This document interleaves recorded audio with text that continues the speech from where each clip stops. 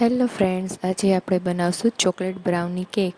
એના માટે જોઈશે આપણે 1 કપ ગોળ, 1 કપ દહીં અને 1 કપ રિફાઇન્ડ ઓઇલ. આ બધાને સારી રીતના મિક્સ કરી લેવાનું છે. આ કેકમાં આપણે મેંદા કે ખાંડનો યુઝ નથી થતો. હવે એક બીજા બાઉલમાં 2 કપ જેટલો ઘઉંનો લોટ લેવાનો છે. ઝીણો લોટ, 2 ટેબલસ્પૂન જેટલો મિલ્ક પાવડર લેવાનો છે અને 2 ટેબલસ્પૂન જેટલો કોકો પાવડર લેવાનો છે. હવે હાફ ટીસ્પૂન જેટલો બેકિંગ પાવડર લેવાનો છે અને 1/4 ટીસ્પૂન જેટલો બેકિંગ સોડા લેવાનો છે અને પિંચ ઓફ સોલ્ટ ઉમેરવાનું છે અને આ બધાને સરખી રીતના ચાળી લેવાનું છે. હવે આ ડ્રાય મિશ્રણને પહેલાં ગોળવાળા મિશ્રણમાં એડ કરવાનું છે અને સારી રીતના હલાવી લેવાનું છે.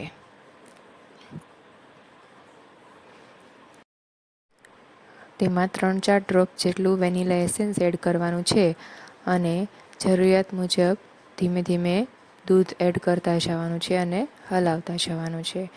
અહીંયા મારે ટોટલ 1 કપ જેટલા દૂધની જરૂર પડી હતી.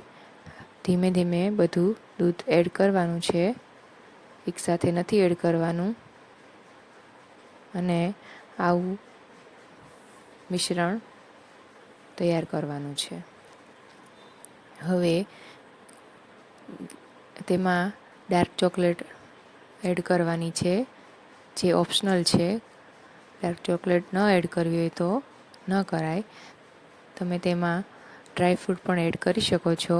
હવે એક ટીનનું અથવા સ્ટીલનું વાસણ લઈ તેને ઘી અથવા બટરથી ગ્રીસ કરવાનું છે અને રેડી મિશ્રણને તેમાં એડ કરવાનું છે.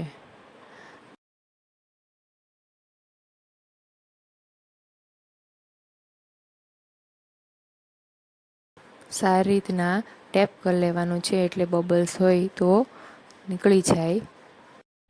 હવે એક પ્રીહીટેડ વાસણની અંદર કાંઠો અને મીઠું મૂકી તેની અંદર આ તૈયાર કરેલું બેટર છે એ મૂકી દેવાનું છે. તેને 40થી 45 મિનિટ મીડિયમ ફ્લેમ પર ચડવા દેવાનું છે. હવે આપણે ચેક કરી લઈએ. છરી એડ કરી અથવા ટૂથપીકથી જો એ ક્લીન આવે તો આપણું બેટર રેડી છે. હવે એક ડબલ બોઇલરમાં આપણે ચોકલેટ ગનાશ માટે ડાર્ક ચોકલેટ છે એ મેલ્ટ કરવાની છે.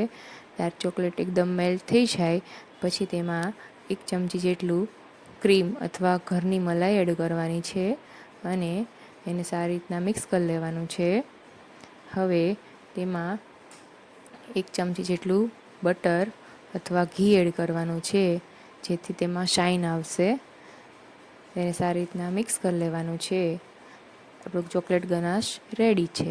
હવે આપણે કેકને અનમોલ્ડ કરશું, તે ઇઝીલી અનમોલ્ડ થઈ જશે. તમે જોઈ શકો છો આપણી કેક કેવી સરસ સ્પોન્જી બની છે. હવે તેના ઉપર આપણે ચોકલેટ ગનાશ સ્પ્રેડ કરશું. સારી રીતના ચોકલેટ ગનાશ સ્પ્રેડ કરી લેવાનો છે. ત્યારબાદ તેની પર વ્હાઇટ ચોકલેટનું છીણ સ્પ્રેડ કરશું. સરસ રીતના થઈ જાય તેના પર ચોકલેટ ચિપ્સ પણ એડ કરશું. તો તૈયાર છે આપણી ચોકલેટ બ્રાઉની કેક. હવે તેને આપણે જોઈ લઈએ.